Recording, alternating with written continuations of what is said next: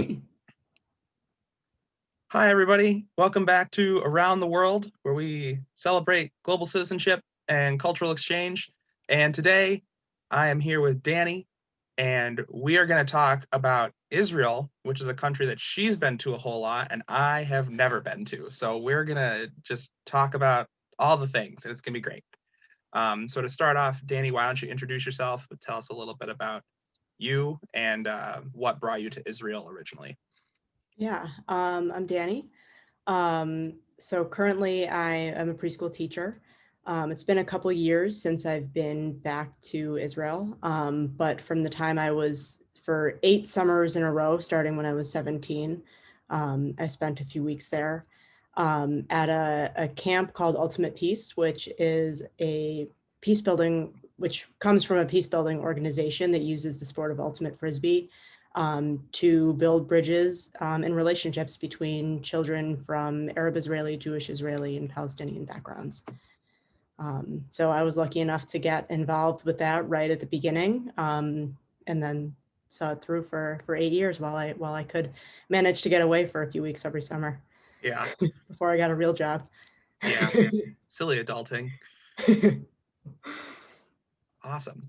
Well, so this organization, they're trying to build bridges between these kids who are obviously living in an area that filled with violence and conflict and um, just kind of like this historical hate.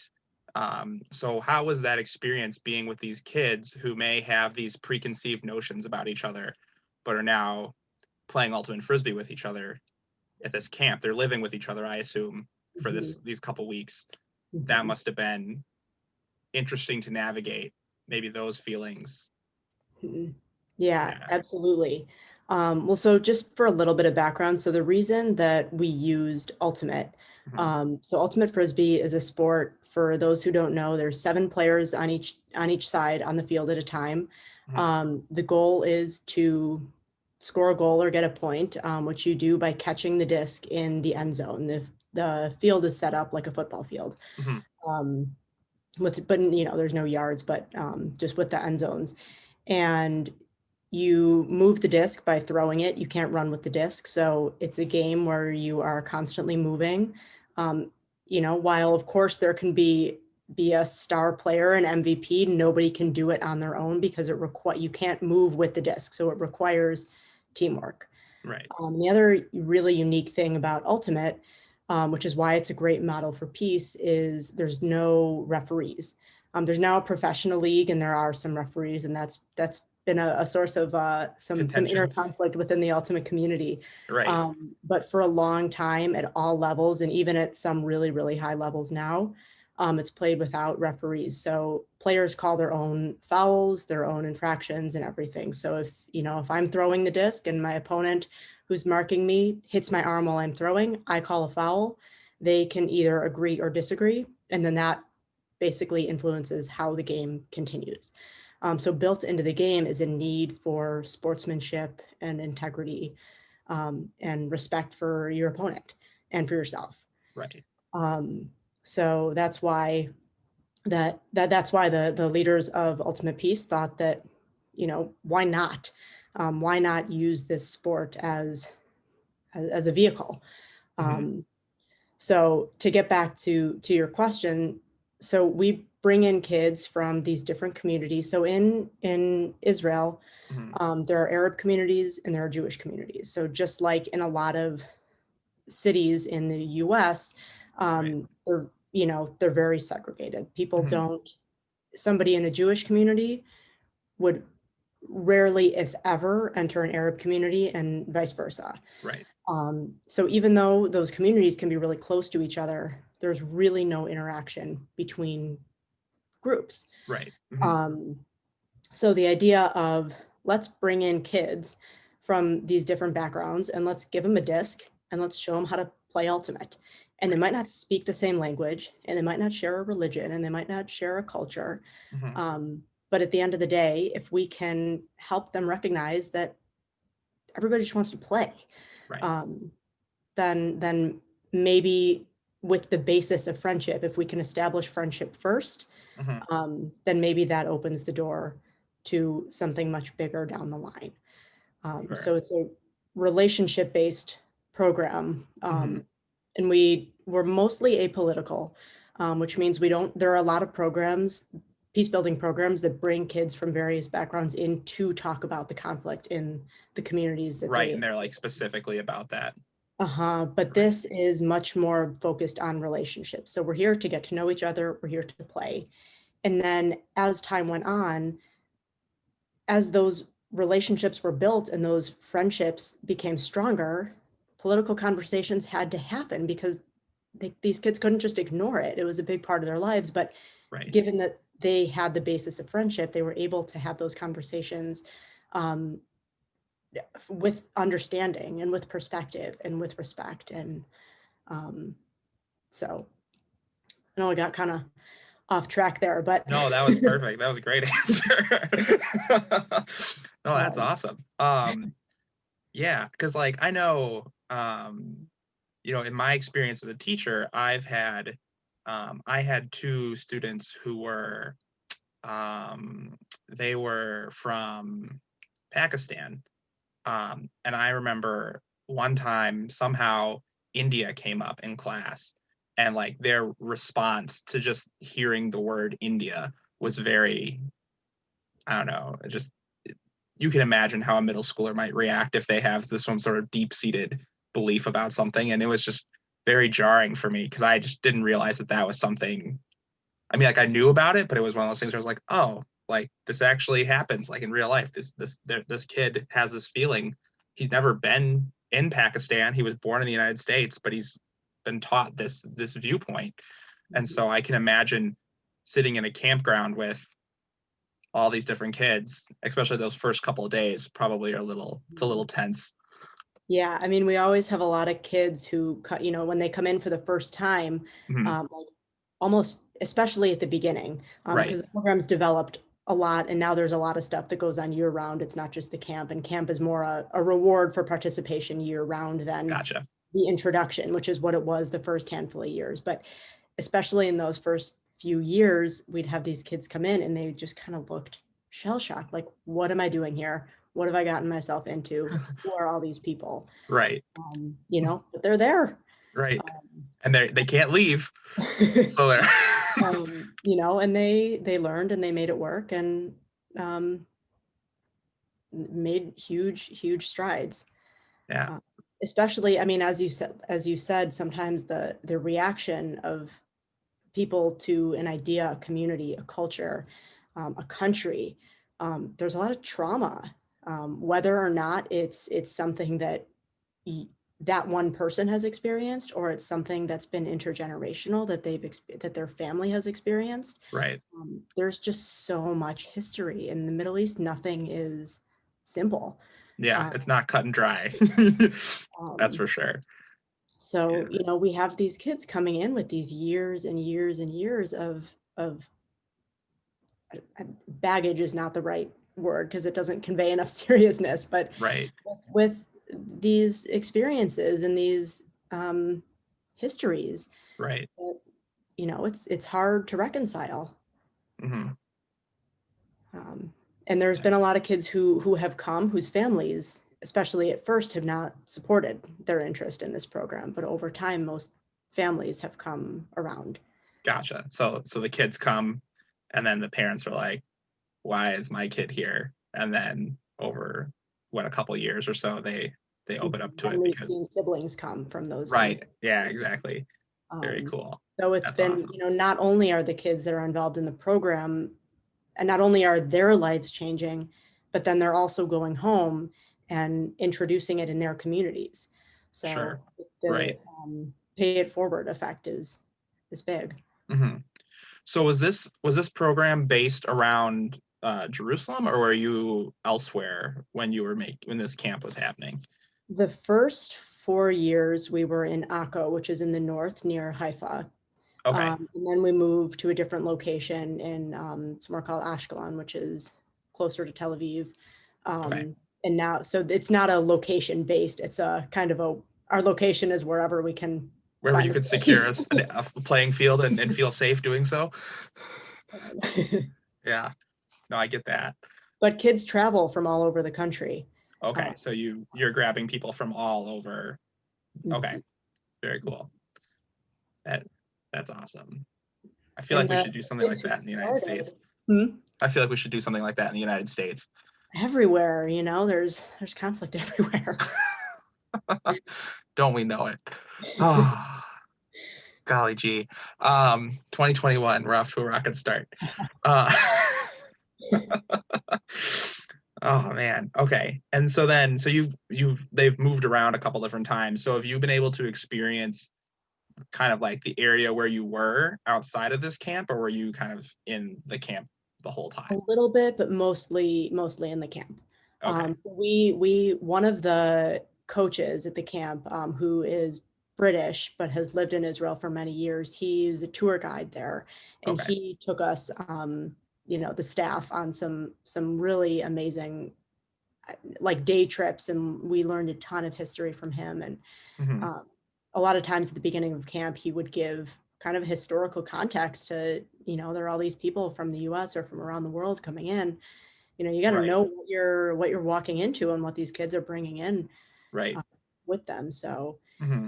I have that said, I have spent time in Jerusalem and Tel Aviv, and I even spent a few days, in the West Bank, when I was in college visiting a friend before camp started, which was, as a Jewish person, um, you Right. know, an Part of experience I your never thought I would have, right. and one that was really valuable. Cool. So, um, I don't actually know. Are you a practicing Jew, or are you Um, just Not really, but okay? I do teach in a Jewish preschool, although that's more by coincidence than by the fact that I sought it out. Right. But I was raised, in a very Jewish community, Right. but not by, like, my family has never been particularly religious. Hmm. Um, I was a religious studies minor in college Hmm. because I thought it was really important to, like, I wanted to study Judaism as a religion and not as a belief. Sure. Um, Right. and so I took some classes, and it felt important to me. Like, I hadn't, like I said, I'd never been religious, but it felt important to me to be able to justify that, to Sure. say, while religious belief is great for those Who seek it?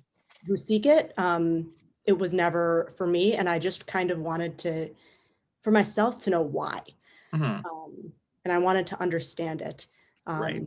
like, academically, and not Hmm. just from within. Right. So Um, then it was still impactful then to be in these places, and I despite the think fact. that's what sparked my interest in it, was, um, Gotcha. Okay. because I think a lot of times in Jewish communities, Hmm. I know I grew up never really questioning that Israel was right, and that Israel was great, and that Israel was this, like, shining beacon. And Of glorious, I Judaism. feel like in a lot of, for a Right. lot of people who come from communities, like, that are just fairly Jewish, Right. um, there's not this questioning of it. And Hmm. especially after going there and after seeing, um, like, there's a lot of things that are great about Israel. But as with anywhere, there's also a lot of things that are really, really problematic. For sure. Um, Yeah. and so it felt important to me to kind of take a step back from the history that I had brought with me, Hmm. which was the Jewish history, and try to look at it more widely. Yeah.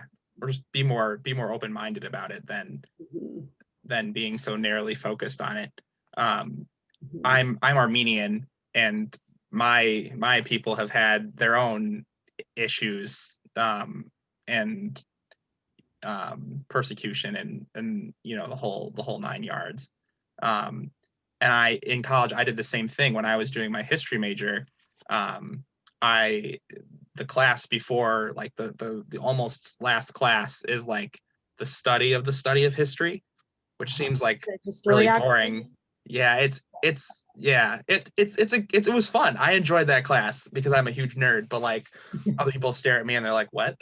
But I wrote this huge paper about this, like how people have written about the Armenian genocide, and like without and like not being I'm not culturally Armenian, so like I don't have that like ingrained in me that bad things have happened or whatever. So I felt like I was relatively unbiased in my opinion because I didn't really care either way.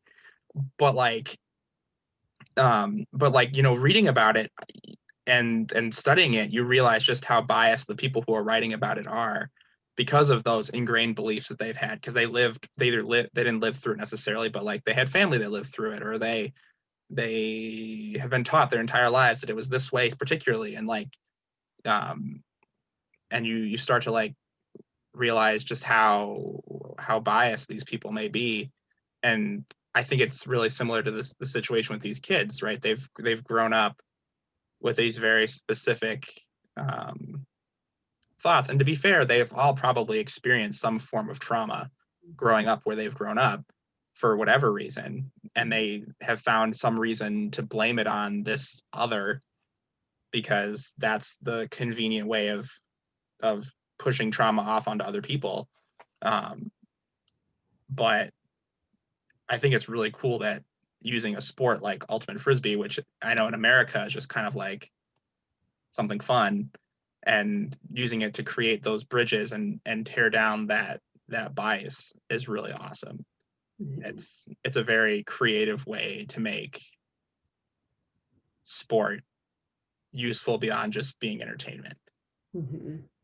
One So of the most impactful moments I experienced there, of which there are many, right, but but one of them was so before camp for the staff, we would often have a panel discussion between some of the young leaders there. So again, sorry, just for a little context. So originally, the kids who started that first year were like 12-ish, give or take a couple years. sure, Well, then a few years later, we started to kind of run into this problem where they were kind of aging out.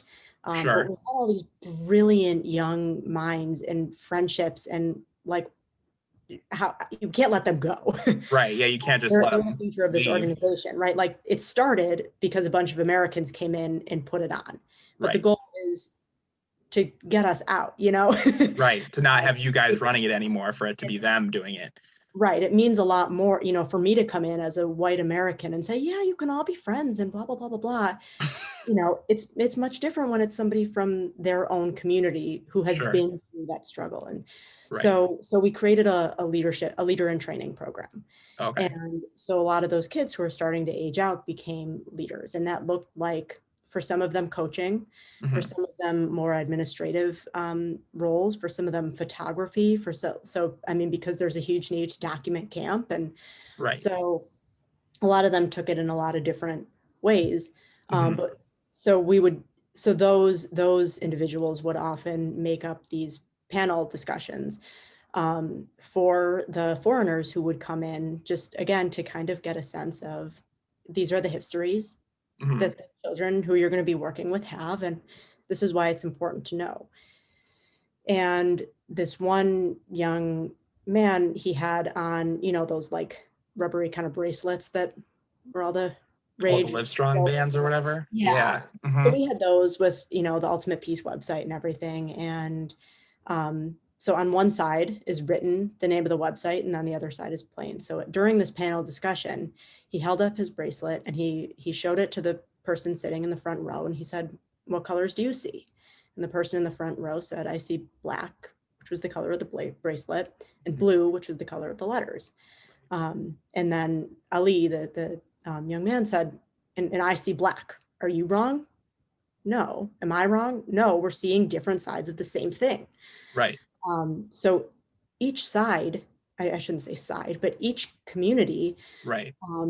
of which there are many, have their own experiences and their own stories and their own histories. Um, None of them are wrong. They are all legitimate. All have legitimate pain and joy and sorrow and traditions and everything else. And what he said was, we can't change the past. Right. So what are we going to do about it? You Hmm. know, continuing to just do that is Fought against each not other going is to get not us going to anywhere. fix anything. Yeah. So what are we going to do? And that I think was so poignant because it's true. Where we can look at the same thing, but we're seeing it from different sides. And that doesn't mean either side is wrong. It's Right. just a different perspective. Hmm. Speaking of that, that makes me think of the movie Rashomon, which did you watch that in freshman No, I studies? haven't. No? Oh, darn it. Okay, this is lost on You're a you year then. ahead of me, right? Oh, darn it. Okay, well, I saw something about it literally this morning. Like someone posted something on Facebook and it was like, "Do you remember this?" And I was like, "Yes." It's like one of the best parts of my freshman studies was that movie.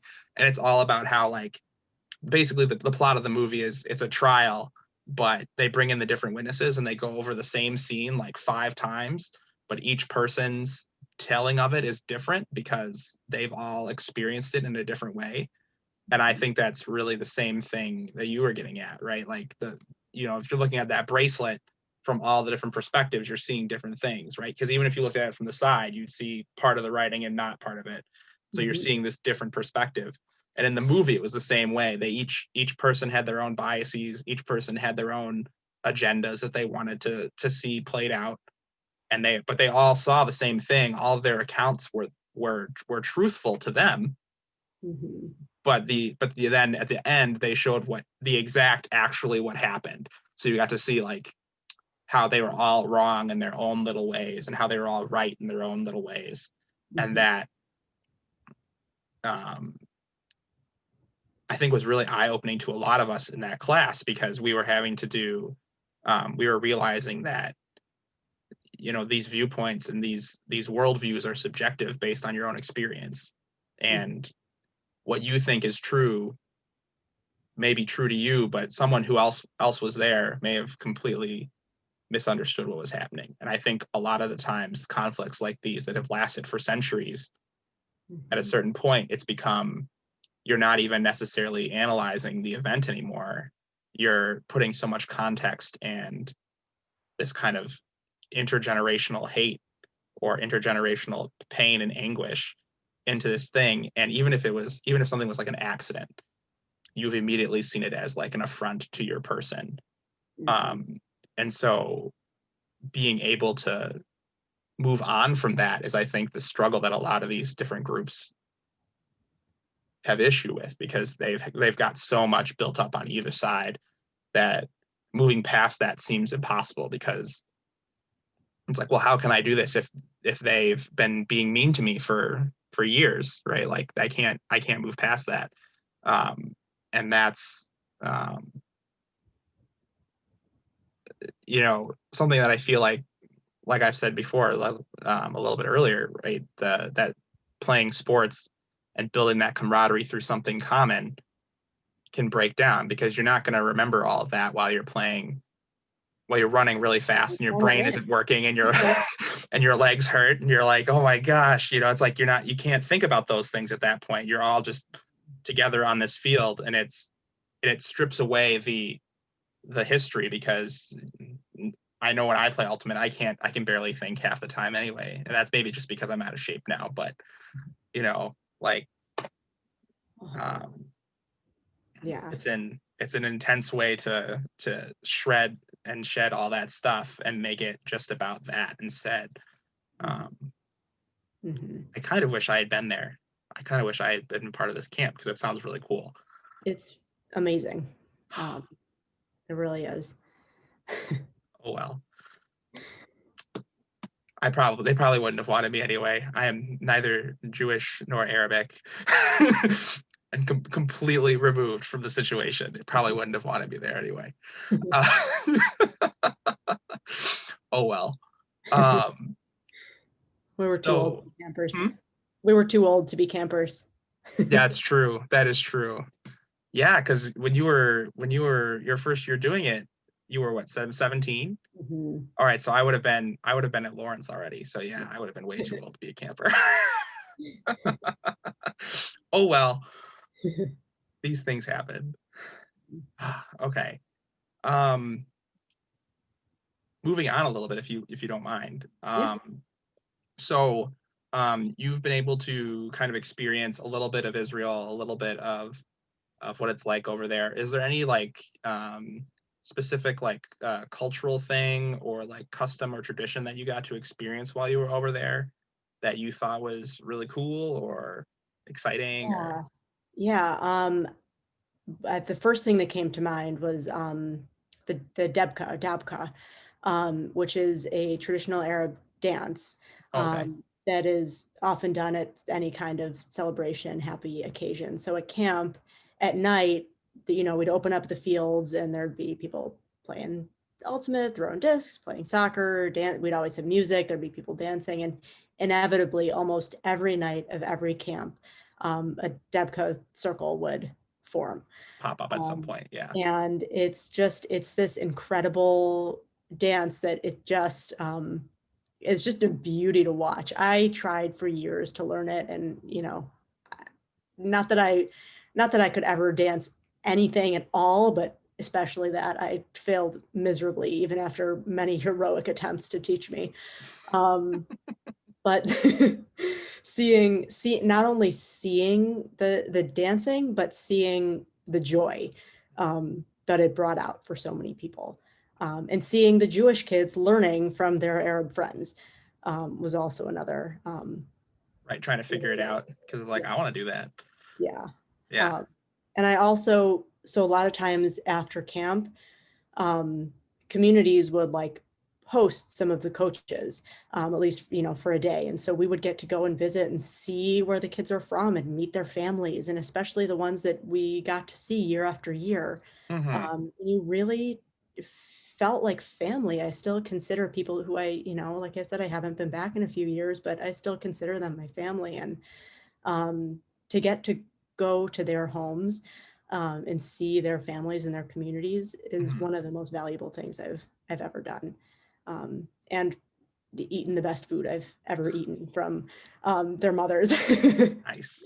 Home uh, cooked meals are the best. yeah, I remember one year, some of the kids told us, they're gonna keep putting food on your plate and you have to eat it. Like, I don't care how full you are, you Keep have to going. eat it.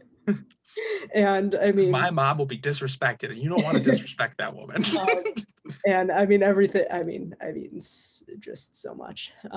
There, get it. I love food. I love to cook. So getting to eat food from Right. people who have been cooking it for centuries. Um, that's so different to the food I would get in the U.S. Right. Yeah. Also amazing. All natural, all organic because it's the only option. That's awesome. I was gonna ask, I forgot to. Do you still like do you connect with these kids on Facebook or like are they do you still get to talk to them from time to time or is that Yeah, and okay? there's a few who are currently in college around the Midwest. I'm in Chicago, Right. so Okay. I've seen them like on their breaks, and we had somebody come and stay with us safely COVID wise for Thanksgiving, and last Nice. year I was able to spend a few days with somebody else. He taught me how to make his mom's hummus and falafel, which was the greatest gift I could ever receive. Happy holidays. I'm gonna teach you how to make hummus. Yes. Nice. That's awesome. I always love it when those sort of things happen, when you make friends from like some experience that you normally think of as like encapsulated in that week or so, and then like it ends and you have to go away. And it's nice when you can always come back later and Mhm. experience Yeah, being in and that that's with that person in a different in a time and different place. And context. yeah. Yeah, and I mean, like these relationships, they're for me and for other people too. I feel comfortable saying I speak for a lot of people here, which I normally would never say. Mhm. Um, that these relationships are different than any other kinds of relationships because the context of camp of ultimate peace is so different to anything anybody had ever experienced before. Right. Um, that it just you couldn't explain it to anybody properly. Um, you couldn't explain what that was like. So there's people that you have this connection with because you experience that magic. Right. Um, And so that those kinds of relationships, even if you go years without actually being able to see one another, they keep you connected for forever. Right. Yeah, absolutely. That's I feel like there are fewer and fewer experiences like that nowadays because Mhm. of how we consume media and how we get to see all these different things, Mhm. that an experience that's so brand new and so different like that is becoming harder and harder to find. And it's really awesome that you got to experience something like that. Because like when I think about like the summer camps I did, like I know that there are other people who have that experience. And like if I went around and looked it hard enough, I could find the people and be like, oh, yep, we were at the same summer camp, you know, for like the last 50 years. Like I could find people, but like there's only so many people who can say that they were a part of this organization and that they got to experience that. And that, The privilege. yeah, it's a privilege that you got to experience that, and that you got to be one of the first people to experience it. Like you're one of the originals. Like Mhm. people are like, remember that Dani, that was cool, right? That person from America came and played ultimate with us. That's insane. Like as a teacher, like I always think about that. Like, are my kids, like when they're like 30, are gonna be like, remember Mr. Mangian? Remember how crazy he was? Like it's gonna be one of those sorts of things, like they're gonna be like, All you can hope for. yeah, exactly. Yeah. Yeah, like that kind of experience where like they were the only ones that experienced like that, especially because I only taught for like 2.5 years. Like they're the Mm, only ones who got to it's true. experience me, which is intense. So yeah, I don't know. Like that, not to compare me teaching with like your awesome No, but Frisbee it's peace that initiative, same but yeah, the culture that you create with a specific group of people. right. Um, Exactly. it's the Is same idea. Yeah, something you can't really, not everybody gets to experience that in their lifetime, I feel like. Mm, So that's super cool that you, and then especially these kids who obviously really needed it, mhm, got to have that kind of experience. Um, you know, um, it's something that should be more a part of everybody's life, but it isn't, and that's a bummer. I think mhm. everybody who can experience that kind of, even if it's just for a week, would have a, I don't know, at least a different outlook on life because they've experienced something like that. Right. Um, yeah, it's cool. It's something you can't forget it. Yeah. It's To be part of something unbelievable. much, much larger, um, Yeah, and so transforming, so transformative. yeah. Ah, I love talking about this. This is so much fun. Okay. Me too. I'm so glad I'm doing this thing. Okay. Um, cool. So now we talked about cultural things. We've talked about ultimate peace. Um, let's see. Something maybe a little bit less exciting and happy. So obviously you are in Israel. There's a lot of violence that occurs in Israel and its surrounding areas. Did you ever experience any of that while you were at camp? And what was that like? A little bit. In the summer of 2014, when a war broke out. Right. Um, Yeah. so there was all this back and forth whether or not we were going to have camp. Hmm. Camp was ended up being right before all out war started.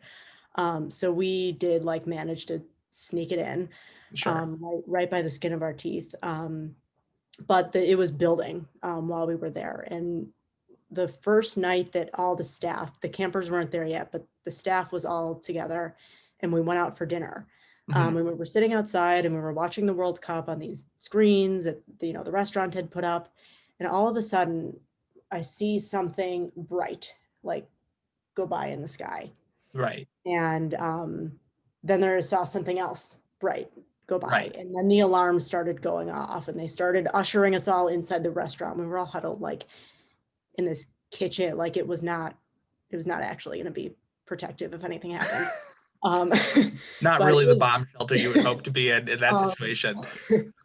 but it was sobering. After a few minutes, the all clear went off. We all went back to our tables. Most of the people who were Israeli were like never moved from their tables. They just put the Americans inside. Um, 'Cause everybody else was used to it. Right. Um, um, so, I mean, it was a terrifying moment. And then it was also thinking about like, okay, so what ended up happening, what we found out the next day it happened was that, so where we were for camp, Hmm. it was very, very close to Gaza. Sure. Um, so Gaza was sending out lots of rockets. Hmm. Um, and so since we were in such close proximity, um, that, you know, You have to that's see all that. but what we saw was the Iron Dome in action. So that's the defense system that Yeah. Israel Hmm. has that had, I don't understand exactly how it works, but the technology that's available tells them when a rocket has been launched, where it's supposed to land, that, you know, the trajectory of it, where it's going to land, and Right. then also if where it's going to land is an area that's inhabited. Right. Um, and if it's not an area that's inhabited, then they just let it land. Right. And if it is, then Israel sends out its own rocket to intercept it, basically. Right. So that's what we saw. Um, and then the rest of, you know, the all of camp, thankfully, you know, we had lots of um, instruction, both prior to camp and with the kids about here's what you do, here's where you go. You got to stay on I can't remember which, but the north side of a wall or the west side of the wall, whichever it Right. was. Make sure that you're on the right side. Um, you Yeah. know, so we got all that training and everything, and thankfully never needed it. Hmm. Um, and then after camp, we all went to the beach and we had a beach party, and the sun went down. It was this beautiful sunset. It got pitch black, and then all of a sudden, in the other direction, the sky just lit Lit up. up. Yeah. It's quite beautiful of a color. Yeah. We were like, you know, what's that? And we found out later that it was the same kind of thing. It was a rocket, but it was going to land somewhere that was abandoned. There was no people there, so they just let it land. Let it blow But up. so we Yeah. saw that explosion from afar. Um, so, and then after we left, that's when It all kind of all hell broke loose. hit the fan. I shouldn't say that. Yeah. Well, no, that's fine. We're Um, we're good.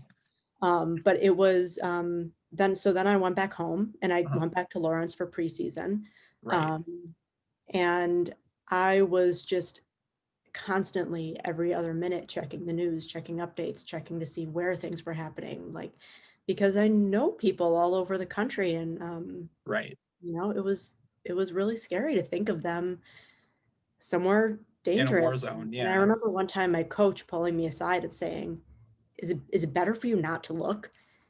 I said, "I can't." Yeah. I have to know. Yeah. Um, so, and then a few years ago, but I wasn't there, but at camp, while the kids were there, they were, or it might have been before the kids got there, and it was just the staff, but they did have to go into some bomb shelters, and um, everything ended up being okay, you know, for Right. in the areas where specific areas where the camp was, but Hmm. um, so you know, those experiences were sobering, and I remember the whole week kind of thinking, okay, what if, Right. um, you know, not, you know, we were told we were safe, and I believed, you know, Right. that what we were being told was right, Hmm. but you know, you can't always trust everything 100%, and it was just a very sobering moment to think, what if this is it? What if something happens? You know, Right. I'm proud of where I am. I'm proud of what I'm doing. Yeah. Um, but it was sobering. Yeah. I feel like I've had not a similar experience, but I feel like most teachers have that same reckoning point at some point, especially the way the United States is right now. Um, but I know there are definitely nights where I couldn't sleep because that's what I was thinking about. Like, am I going to go to school tomorrow and this is going to be it because something's going to happen? And I feel like you've probably had the same thought process at some point because apparently preschoolers aren't exempt from stuff like this in the United States. But that's a lot of pressure to put on someone, and it must be that much more terrifying for these kids because it's not just some crazy person. It's There's a chance that a rocket's going to fall on your house. Like, that's Actually, Now, I had forgotten about this moment, but Hmm. there was one time that same year at camp where, I mean, we were hearing explosions from afar, Right. and we were hearing sirens from afar. Hmm. Um, but I remember one time a siren started going, and it wasn't like directly our vicinity, Right. um, but one girl from my team heard it and immediately dropped to the ground with her hands over her head, which is what you're told to Right. do. Yeah. Um, and another girl from the team went over and was comforting her. And I don't remember which of the people was from which community, but one of them Right. was Arab and one of them was Jewish. Right.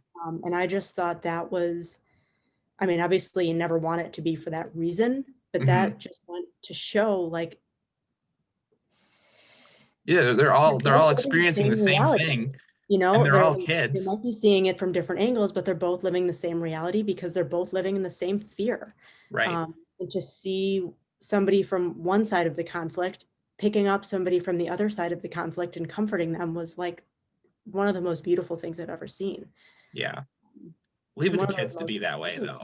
though. That's how kids are. They don't think about that kind of stuff, I feel like, a lot. Because it's not real to them until Teammates. it really affects them. And Yeah, it so, mattered. like that's like, I know being a father now, I see that kind of stuff all the time. Like my son is so willing to just go and like comfort random people, and it's like, buddy, that person's 40. We don't need to go talk to them right now. Like, or like we'll be walking and someone might be like upset, and he'll be like, "Why are they upset?" I'm like, "I don't know." Like, like I don't go and ask people in Walmart why they're upset. Like that's just not something that we do. But like kids are always just so like conscientious of that kind of thing, Mhm, and it always bums me out when people lose that, because mhm, it's like, that kind of thing, that kind of display of mutual camaraderie, even if it's a mutual camaraderie and trauma, mhm. is, I think, something innately childlike that is probably another reason why this conflict has continued for so long, because people are forced to grow up so fast.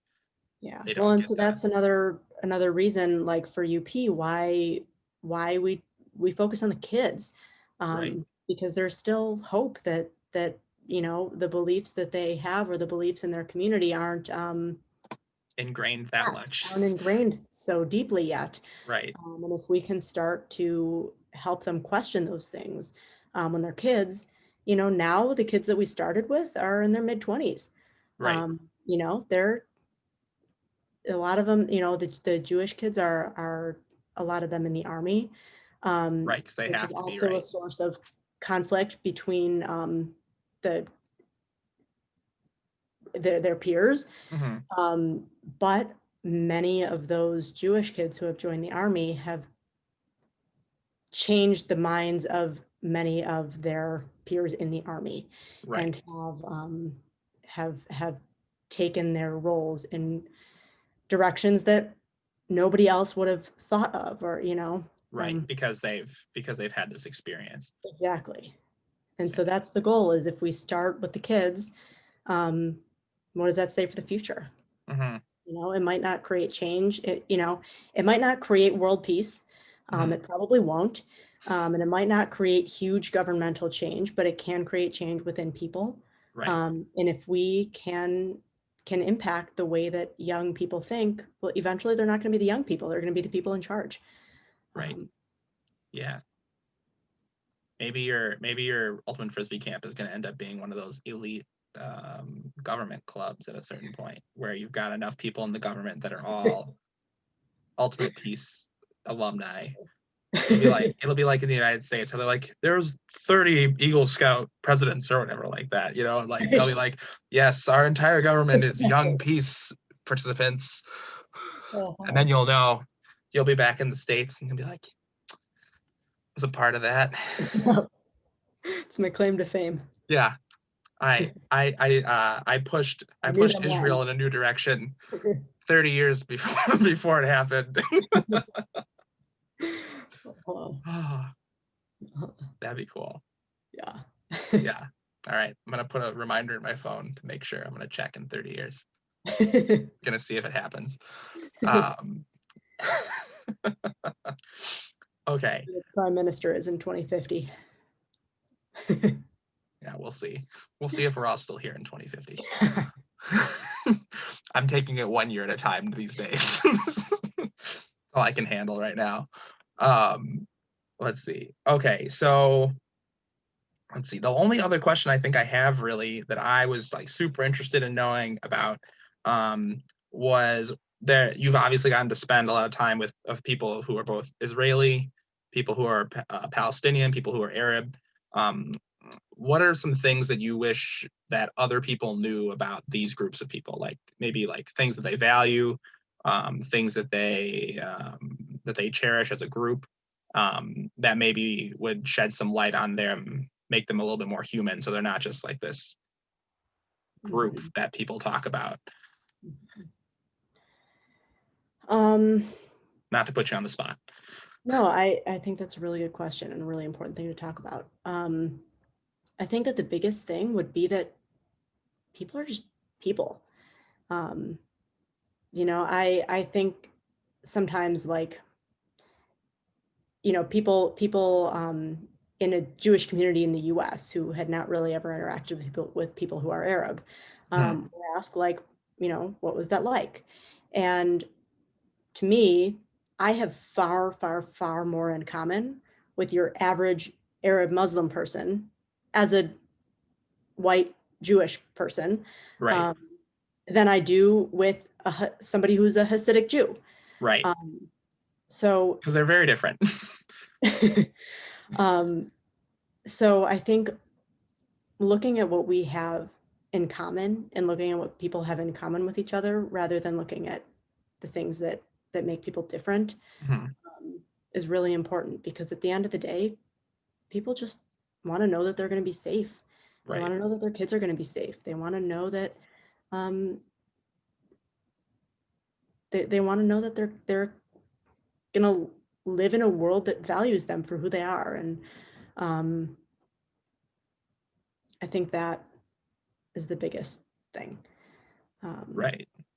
I think about like a good friend of mine who is an Arab Muslim guy, and he talked about a whole bunch of experiences he's had being harassed for speaking Arabic or for having darker skin, or and Hmm. it's this. I'm not going to say it's the same issues that we have in the U.S., but Right.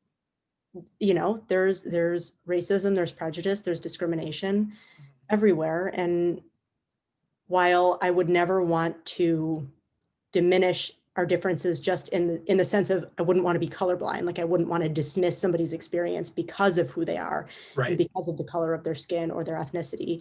um, Looking at the things that people have in common Hmm. with one another, and their goals and their desires for themselves and the worlds that they live in, Right. um, is really important. Yeah.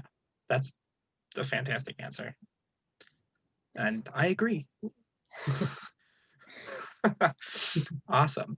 Well, so I've asked my questions. I know what I want to know. Is there anything that you've got the podium now? You, Dani, can say whatever you want. Speak to the internet, whatever you want to say. Is there anything that you want to get out there? Go for it. It's your turn. I guess along the same lines of what I just said, take a breath. Um, when something causes that strong reaction, um, just stop and take a breath. Hmm. In the same way that, like I said, a lot of people, like where I grew up, how I grew up, Israel was wonderful and perfect, and I had to stop and kind of take a breath when I realized that wasn't necessarily true. Hmm. So before we start talking about our own shtick, take a breath and see where somebody else is coming from. Yeah, As long absolutely. as that person isn't a white supremacist or a Nazi. Yes, then it's not allowed. Then you're not allowed to think like them. Unacceptable. Yeah. If you haven't seen it, I made a very excellent video about that on my YouTube channel that you can watch. I'll have to check it out. I watched a few before this interview, but I don't know if I Yeah, watched yeah. It was I was pretty steamed over the last couple of days. I it's been a hard year to be an American, which is saying something because usually it's not that hard to be an American when you look like me. But me in particular, I don't know. It felt like a rough year to be this. Not because I feel like I'm being discriminated against, because I'm not, because they seem to feel that way, but looking this way and thinking the way I do makes it really hard, I think, for me to be as how do I want to say this? Like, I want to be an ally and I want to do all these great things to help all these people, but oftentimes people look at me and they're like, "Are you sure?" And I'm like, "I promise that I care." I'm sorry that I look like all those crazy people. Yeah, the beer doesn't help. It's a little intimidating sometimes. So maybe I should start shaving again. That'll solve all the Not to those problems. who know you. Yeah. Then I'll look like either that, or I need to not get bald and grow hippie hair out, and then people will know which side I'm on. That's obviously the answer. That's what I've got to do now. Thanks for helping me sort through that, Danny. This is why this friendship is important right here. Cool. All right. Well, Danny, thank you so much for coming on and talking about Israel. Um, it's been great being able to do this series of talking about different countries. We've got a few more in the works. So if you've really enjoyed this one or any of the other ones that I've done, coming up, we've got potentially Poland, China, and Mexico are the next three kind of on the docket, with more to come. I've got quite the list. But you can't believe how hard it is to get busy people to sit down and talk with you on the internet. So yeah, I hope you've enjoyed watching these videos and you continue to come. And once again, thank you, Danny, so much for volunteering an hour of your week, because I know you're busy. You're a preschool teacher. Of course you're busy. All teachers are busy. Yeah. Yeah, no problem. Thanks for reaching out. Oh yeah, absolutely. Anytime. You don't want to talk about Israel, we can talk about other things next time. It'll be great. I got a lot to say. Yeah, you do. I'm excited to hear it. Awesome. Well, goodbye. All right. Bye.